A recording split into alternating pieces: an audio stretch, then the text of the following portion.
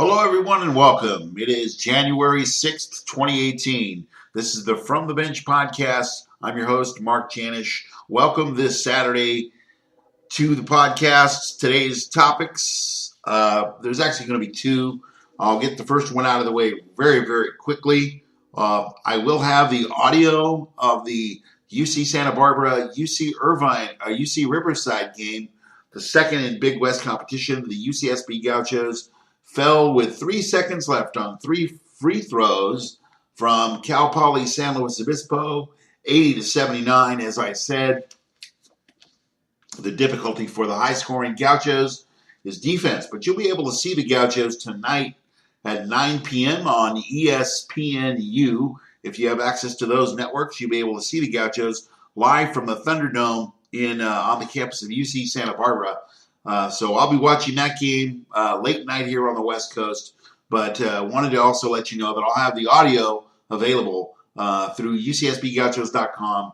I'll have the audio and game story, but if you'd like to go to my on-air page, you'll have all the digital and sports radio links there. You're going to want to click on Santa Barbara, go to the UCSBGauchos.com, and then you'll be able to go ahead and find the schedule at that point.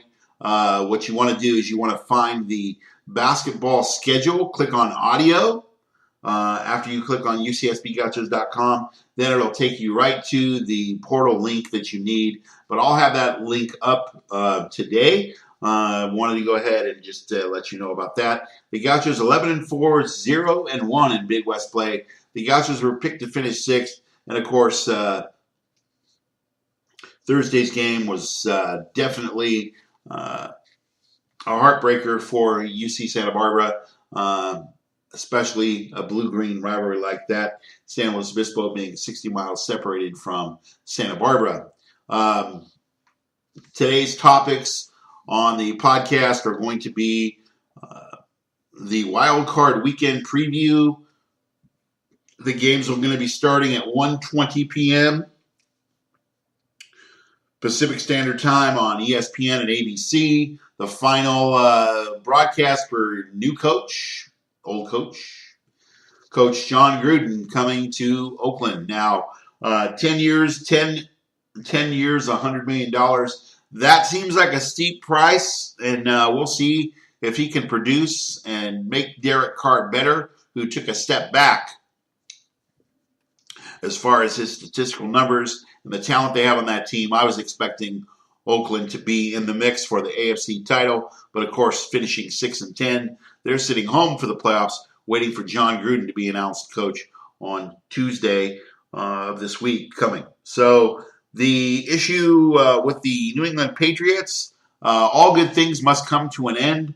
I'm not shocked that this is happening, but at the same time, my expectation would have been that Jimmy Garoppolo would not have been traded, and I think, to be honest with you, not that the sample size is large, but 6-0, Jimmy Garoppolo has found a home in San Francisco, and general manager John Lynch has found his quarterback of the future, and it might be that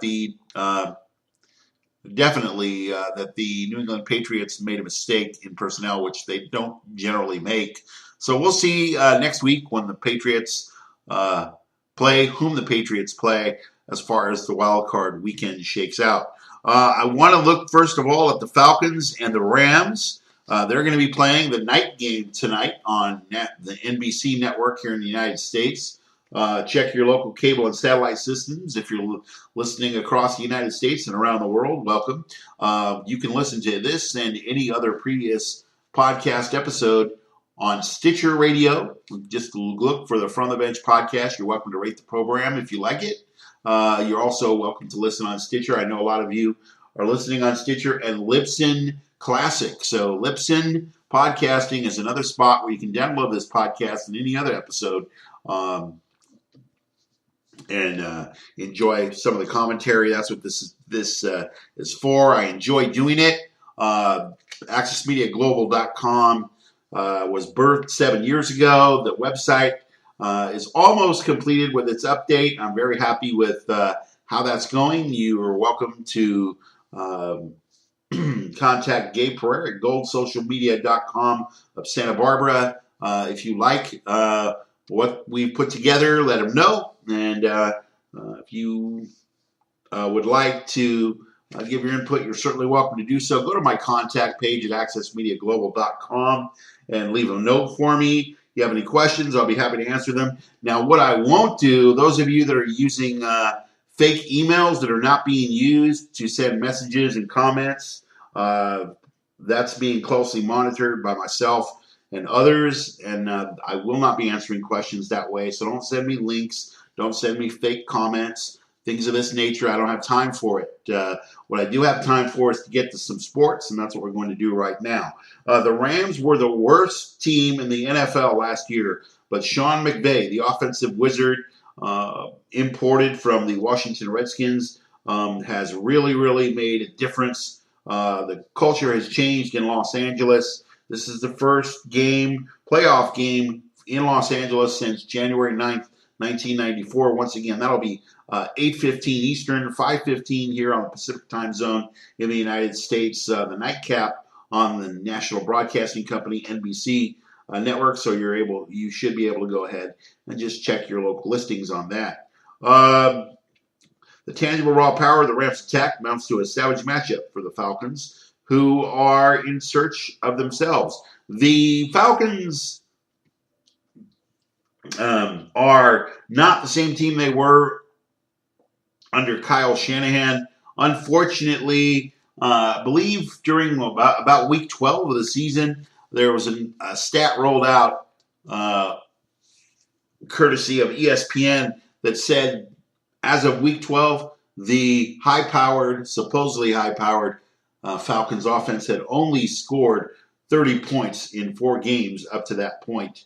The experience might be a factor for the Falcons. They have 36 players on the roster who played 174 games in January. They're driven desperately almost to clear up that debacle that was the Super Bowl, 28-3, leading at halftime, needing a field goal to seal the win, and couldn't do it last year against Tom Brady and the New England Patriots in Super Bowl 51. The Rams team is scoring about 31.3 points a game. Todd Gurley on the ground, he has 2,093 all-purpose yards on the ground. And I'm not sure Atlanta has the defense right now to stop Todd Gurley. But there are some holes in the Rams' run defense that I think Atlanta can take advantage of. Matt Ryan, only 2 players in NFL history, including Matt Ryan, they boast a higher passer rating in the playoffs than Matt. But this isn't the same player who bolted into last January as the game's hottest signal caller. Ryan hasn't posted a multiple touchdown start since week 10. This is directly related to Steve Sarkisian's failure to bring the magic, the shock and awe, so to speak, offensively for Atlanta. He's just not the same coordinator. Not that they need to be, but the fact of the matter is, when you get a moniker of having a shock and awe offense with all the weapons that they have, including Julio Jones, it just seems that the flow of last year's Kyle Shanahan-led attack, specific to Julio Jones and so forth, is really, really suspect at this time. Julio Jones remains a supremely talented wide receiver. He's averaging a league-high 3.08 yards per route run this season and hasn't found the end zone since week 12. Last year's explosive deep threat, Taylor Gabriel, hasn't topped 60 yards since week 3. The best-case scenario for Atlanta is coming up. The Rams' run defense. This is where the Atlanta Falcons can exploit the Rams' offense. There's not too many areas where the Rams can be exploited because of the high-powered offense led by Jared Goff and Todd Gurley, but the Rams have been giving up a lot of yards. I wouldn't want to get together with the Rams in a shootout at this particular times because the teams don't have an ability to go punch for punch with Los Angeles. The Falcons need to use their backfield to chew up clock, sustain drives, and keep the ball away from the Sean McVay offense. A huge collective effort from Devontae Freeman, who will play today. He was out with a knee injury, but he's going to play today, as I understand it. Tevin Coleman is needed against the Los Angeles ground defense, sitting 28th in the league. Did you hear me? 28th is where the Rams sit run defense in the league right now. They've given up. Here's some numbers for you. The Rams have allowed yardage outputs of 229, 189, 169, and 171 twice this season, but also shut down the Titans and Seahawks over the past 3 weeks. If Devontae Freeman can play the way he did in Atlanta's Week 15 win over the Bucs with 200-plus yards off of 27 touches, the Falcons will definitely be able to affect the game and the script of today's game. The other issue for the Rams, unfortunately, we have the injury to Greg Zuerlein. Greg the Leg Zuerlein, he's almost automatic from 50 to 55 yards out. Sam Fickens, the Rams had to go out and get Sam Fickens, a kicker. He played better 2 weeks ago, but his first week was very, very poor. I don't know what it is in the NFL right now where kickers can't kick. I don't know if it's the 33-yard extra point. They moved it back from about 25 to 33 last year. They kept it as far as the rules committee changes. I just really wonder what's going on with some of the kickers. Now, Sam Fickens of the Rams, if this is a close game, look for Sean McVay to not necessarily go to Sam Fickens unless Sam Fickens has finally decided he's going to be accurate with his kicks. Greg Zuerlein has been lost to IR with a back injury, and his absence has generated an immediate on-field consequence and looms as a genuine concern. Signed off the street, booter Sam Fickens hails from a brokerage firm in Connecticut. Okay, a brokerage firm in the state of Connecticut. He nailed a pair of field goals in Sunday's loss to the Niners. Fickens also botched an extra point and missed a 36-yard attempt in a tight win over the Titans in Week 16. I'm very concerned about that as well. So matchups to watch: Dan Quinn, former Seahawk disciple of Pete Carroll, Marquand Manuel, and Sean McVay.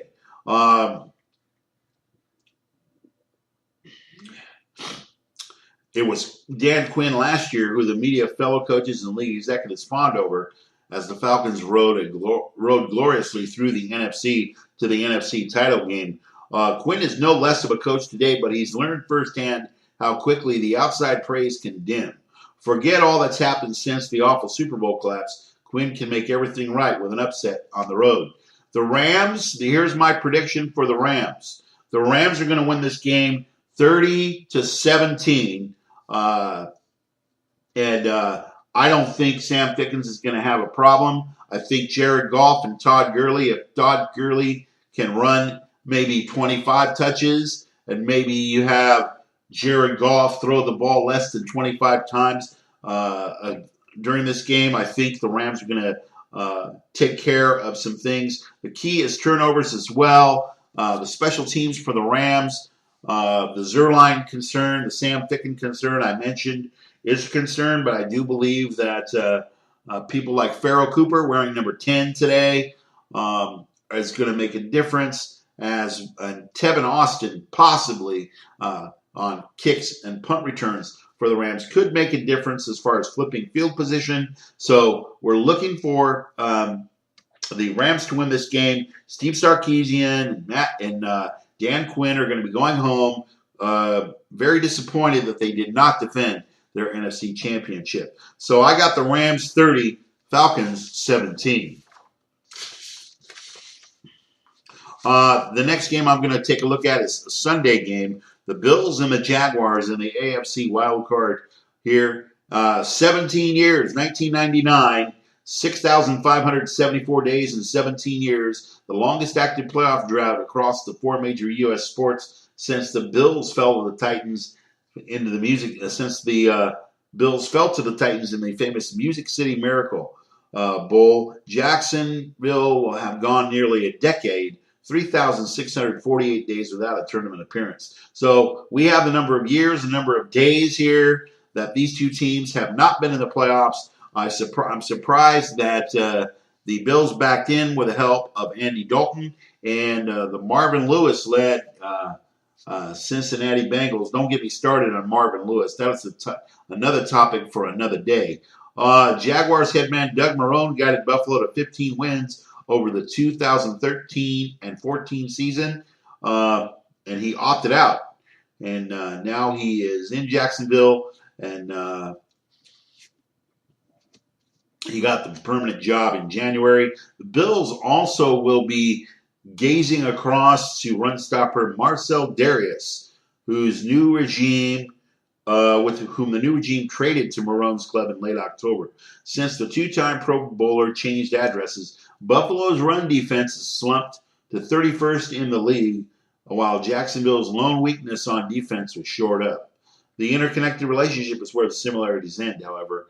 This is one of the most lopsided bouts in recent wildcard round history, and I agree. I do believe the Jacksonville Jaguars, despite the fact that they have done poorly the last 2 weeks, giving up 44 points, among other things, to Jimmy Garoppolo's San Francisco 49ers. That was a shocker of the year 2 weeks ago. We'll see what happens while Sean McDermott's squad is riding high on the dramatic playoff tiebreaker that both of them passed the Ravens into the NFL's second season. The Bills rank last among playoff teams in most key metrics. The more complete Jaguars, on the other hand, are averaging 63.3 more yards gained and 69 fewer yards allowed than the Bills. Armed with the league's dominant defense, Jacksonville is as dangerous as any teams in the playoffs. And players to watch, of course, Titans defensive tackle Jurrell Casey made waves this week when he predicted Blake Bortles is going to choke as long as the outcome is in his hands. What led Casey to that conclusion beyond last year's disastrous Bortles performance? The Jaguars are the NFL's great front runners with a formula for success that relies heavily on them jumping out to an early lead. As long as the Jags don't fall behind, the swarming pass rush can pin its ears back and harass opposing quarterbacks, while the offense can hide its own shaky signal caller in a run-oriented attack. Yes, that criticism, I believe, is fair. Bortles averages a sterling 8 yards per attempt with a 107.3 passer rating and a 12-to-1 TD to interception ratio when asked to nurse a lead this season. When the game is tied or the Jaguars are trailing, his numbers plummet to 6.5 yards per attempt with a passer rating below 75 and 9 touchdowns versus 12 interceptions. So what that says is Blake Bortles better be in front, and he better be able to control the clock with a running game and keep the interceptions and turnovers down. I do believe that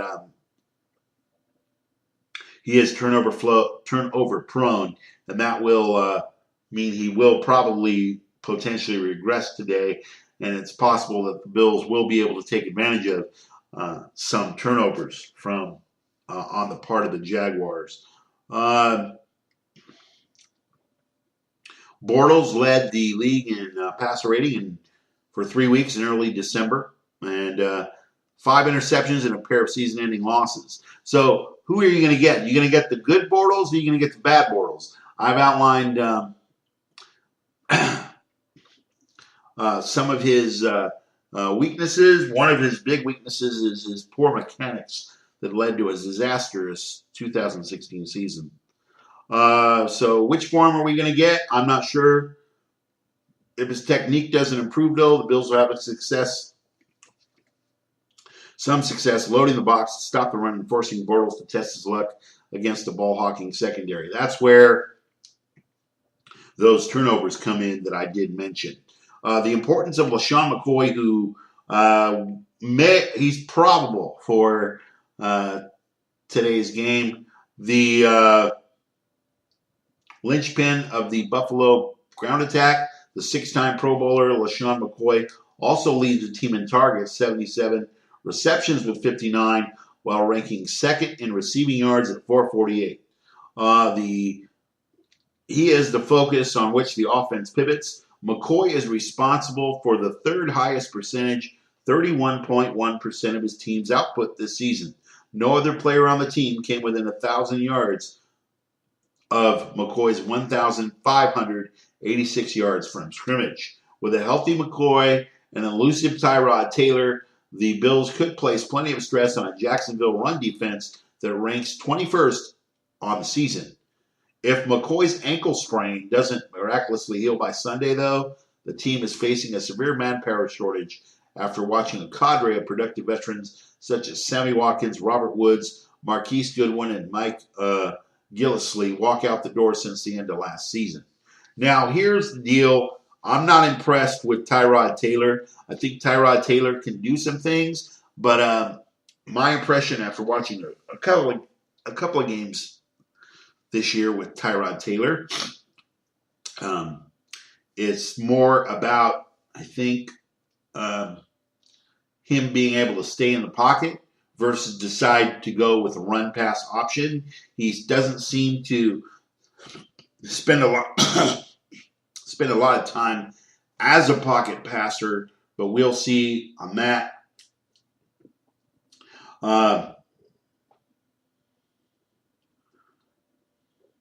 Taylor leaves a lot of throws on the field. He doesn't work through his receiver progressions, and worse, he takes too many sacks and manages just a 49% completion percentage and a 71.1 passer rating versus pressure. His formula for success mandates an early lead, which allows him to lean on the run, scramble on key third downs, and surprise defenses with accurate deep strikes. From that perspective, he's facing a nightmarish matchup against Saxonville's swarming pass rush and star-studded secondary. Calais Campbell and Yannick Nokua, as the league's most productive pass rushing duo, the Jaguars' front seven is the only one in the league featuring 4 players with 8 or more sacks. Now, that's going to be key. Tyrod Taylor might be running around on Sunday for his life. Once again, similar to Blake Bortles, if he's not running ahead at the time, he's a different quarterback. He'll be throwing to wide receiver core that managed fewer yards combined than Antonio Brown amassed alone. That's problematic against the shutdown cornerback duo of Jalen Ramsey and A.J. Bowie, each of whom ranks in the top 5 in imposing passer rating.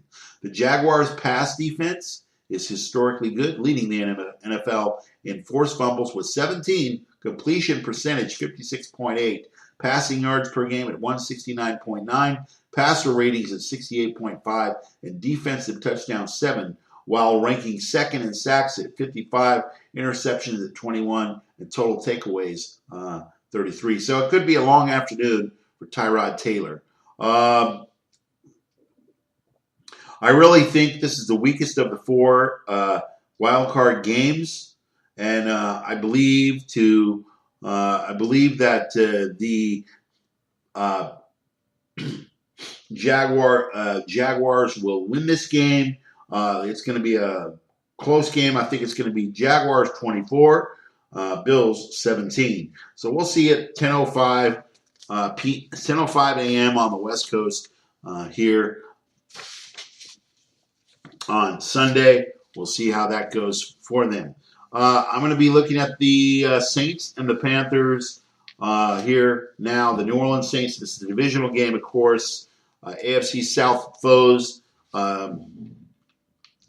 The season series was swept by the Saints, and Panthers 381 gave up 381 yards per tilt, 32.2 points per game.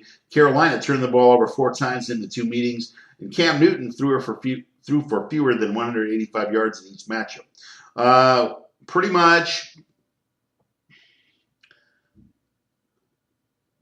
Sunday afternoon's battle at the Superdome marks the 21st time since the 1970 merger that a team swept the division opponent in the regular season and will meet for a third fight in the playoffs.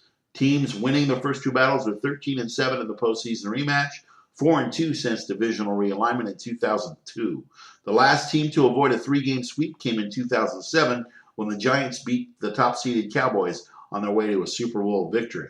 The Saints chewed up the Panthers on the ground in the first two meetings this season, averaging 148.5 yards rushing. The first tilt came pre-Adrian Peterson, with Alvin Kamara touching the ball just 5 times for 42 yards. He did provide a harbinger of the breakout season to come with a 25-yard TD gash. In the second meeting, Kamara and Ingram combined for 248 yards, 145 rushing on 23 carries. This success had the Saints' ground game proving that it was no fluke against the Panthers defense that allowed 88.1 rushing yards per game this season, third fewest in the NFL. Newton, however, for me, he has a tendency to throw the ball high. Now, he has not been the Cam Newton of his MVP year of a couple seasons ago. He does need to get the ball down so he can reach his receivers. He played horribly against the Atlanta Falcons last week, thus affecting the Seattle Seahawks' opportunity to qualify for the playoffs, which they did not. So what I'm saying to you is, which Cam Newton are we going to get, folks? Are we going to get the Cam Newton that throws the ball high? Or are we going to get the Cam Newton that sprays the ball around with the help of Christian McCaffrey, Greg Olsen, and so forth? Or are we just going to get the Cam Newton that needs to run the ball more because of his failure to pass the ball accurately? Newton is not a great accurate passer, to be honest with you. 3 interceptions due to the Panthers in the Week 3 loss to the Saints. Once again, he can run, and Newton's variance in wins and losses has told the story of the Panthers season. In the 11 wins, the former MVP is completing 60.8% of his passes for 7.3 yards per attempt, 18 touchdowns, 5 interceptions ratio, and a 95.4 passer rating in 5 losses. Newton is completing 56% of his passes for 5.7 yards per attempt, 4 touchdowns, 11 interceptions, and a passer rating of 53.6. Greg Olsen, I did mention.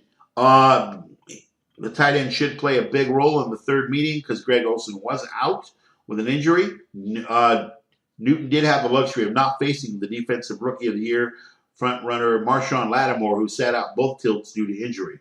If the standout rookie Lattimore shuts down Newton's number one receiver Devin Funchess, can the quarterback, former MVP, make enough plays with his legs and power the Panthers past the Saints on Drew Brees'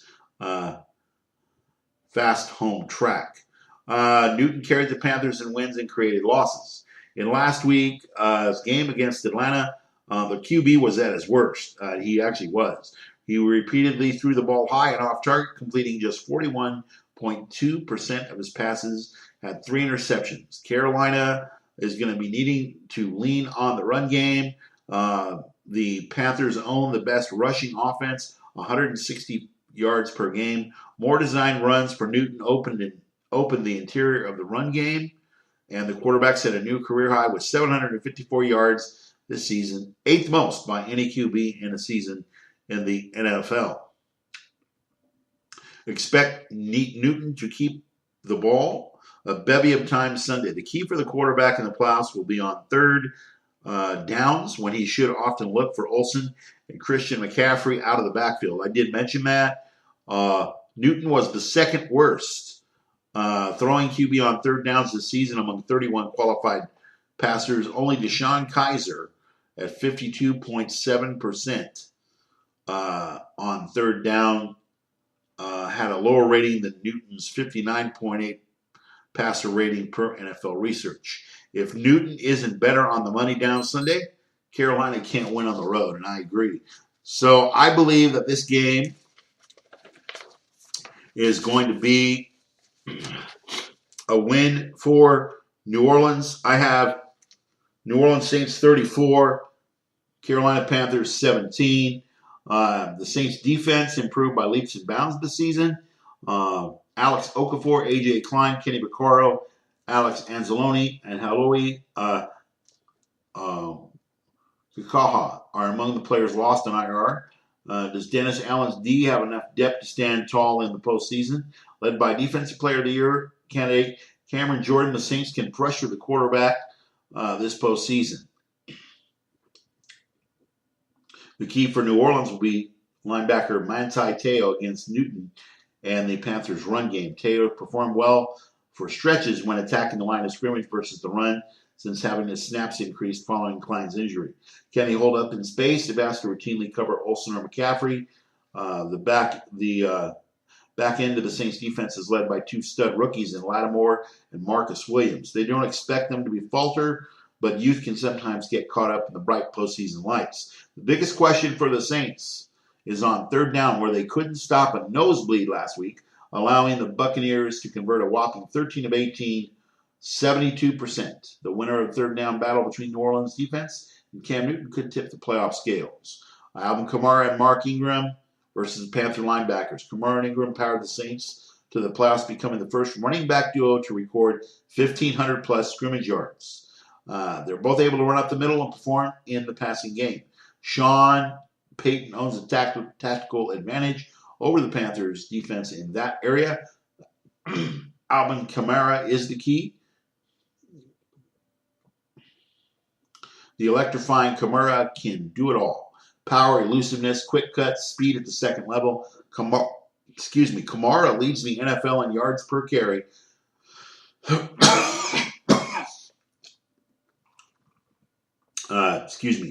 Yards per carry between the tackles, 6.3 yards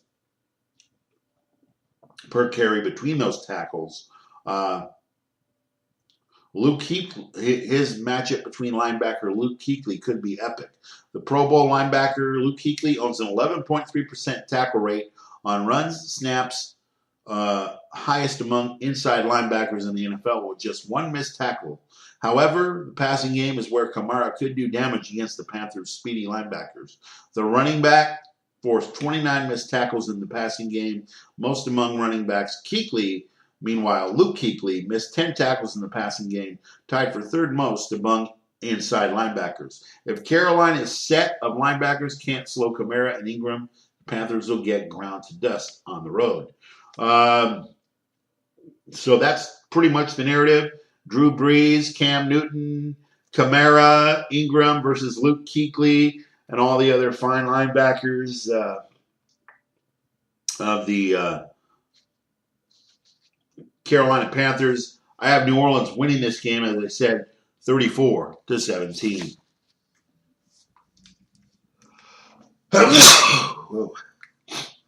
All right.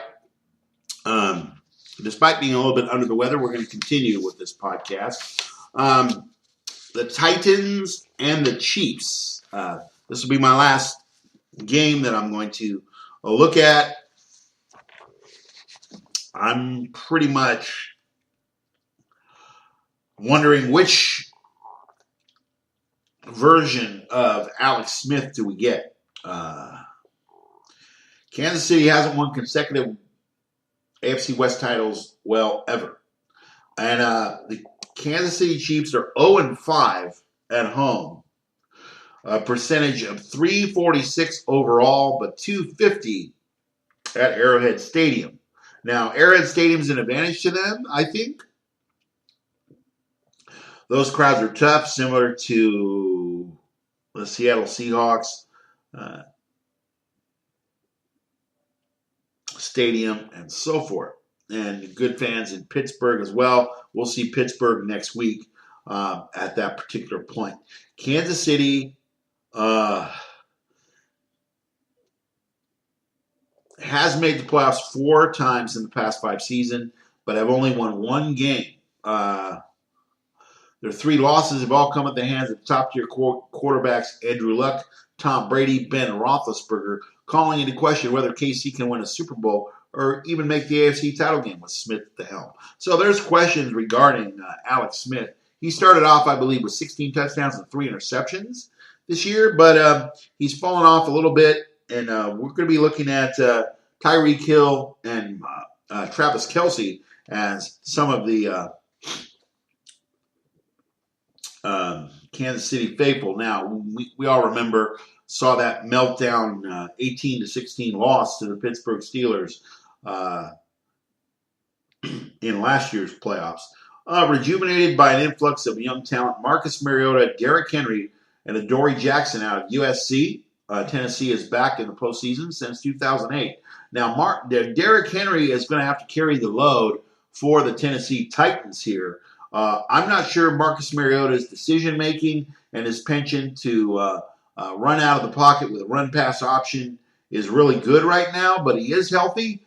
He's taken a few knocks, but that's because he chooses to run sometimes when that pocket does break down and fold on him. So we're going to see a lot of Derrick Henry tomorrow because DeMarco Murray is injured and out, okay? Mike Mularkey's offense has struggled to replicate the 2016 production. I thought last year that the Titans were on the come-up, but they really played decently against the Rams in a 27-23 loss. I did see that game myself. Mariota is less explosive, and we also know that DeMarco Murray will not be playing this week because of injury. Tennessee is buoyed by the advantages in improving defense, led by interception king Kevin Byard. Living on the fringes of relevance for so long, the Titans will be back on the main stage Saturday, where thanks to their late season slide, no one expects much of them. So Marcus Mariota, the humble line, gets his first shot at righting this year's wrongs. Entering the pros as a mobile threat, Mariota was hindered by injuries and sluggish receiver play. In his worst season as a pro, the league's best play-action passer and one of its most proficient under pressure, Mariota has a 79.3 passer rating. He's still the lowest among qualified QBs. He struggles on tight windows. Throws have been well documented, and his ill-timed turnovers sank Tennessee on multiple occasions. But against a vulnerable Chiefs secondary, Mariota has an opportunity to live up to his second overall billing as far as his draft status. Andy Reid, this is not quite the end of an era in Kansas City, but it sure might be. Next season, Reid, the creative steward of two cursed franchises, is at risk of losing his hotshot offensive coordinator Matt Nagy to a needy team and is expected to transfer power from Smith to Mahomes. Now, this is been well documented over the season. Pat Mahomes II, his dad was a pitcher in the major leagues for quite some time, about 12 years. Pat Mahomes Sr. Pat Mahomes II is looking to take Alex Smith's job. Alex Smith knows it, and this may be liberating for him, but it also may be pressurized for him too, because I think Andy Reid and Alex Smith need to win some games and make the Kansas City faithful put away their hatchets for the likes of Andy Reid's job and, of course, removal of Alex Smith. Excuse me. So, coaching decisions have been at the heart of Kansas City's last three postseason losses. Clock management has been a problem. They blew a 38-10 third-quarter lead in Indy. A loss to an underwhelming Tennessee team would damage Reid's legacy immeasurably. The Tennessee secondary versus the Kansas City receivers, that's what you want to watch. KC's offense was rolling earlier this year. Much of it was due to the long, dormant downfield threat of Tyreek Hill, the highest catch rate, 52%. Travis Kelce, I mentioned earlier, he leads tight ends in receptions, 9 in yards, 266 on deep balls, and Smith is the most accurate deep ball passer in the league at 56.5%. Tennessee does have a counter to this.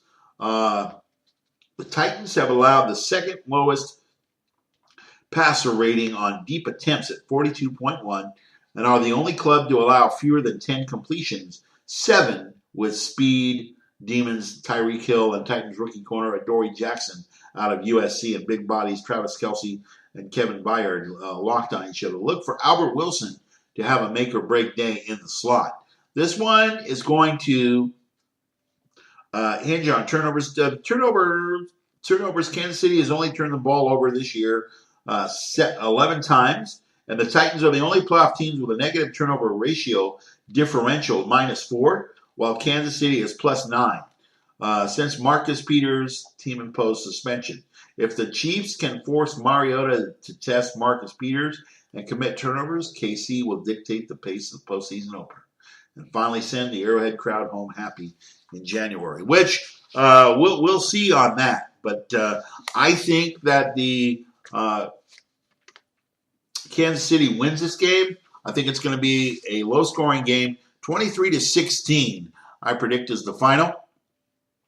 Well, look for more on the playoffs from the From the Bench podcast. I'm Mark Janish, wishing you a very pleasant, good day. Enjoy the playoffs. We have ESPN and ABC tonight, 1:20 p.m. Pacific time, 4:20 in the Eastern time zone of the United States. That will be the Titans and the Chiefs. And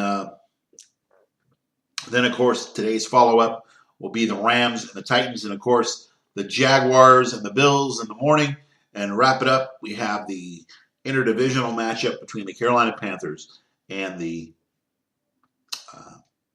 New Orleans Saints. So I hope this has helped you today. Enjoy the games, everyone. For a slightly under-the-weather host here, I'm Mark Janish. This is the From the Bench podcast. Have a great day. God bless you, everyone. And for January the 6th, 2018, I'm Mark Janish, wishing you a very pleasant good day and enjoy the NFL playoffs. Good night. Have a great day, everyone, and God bless you.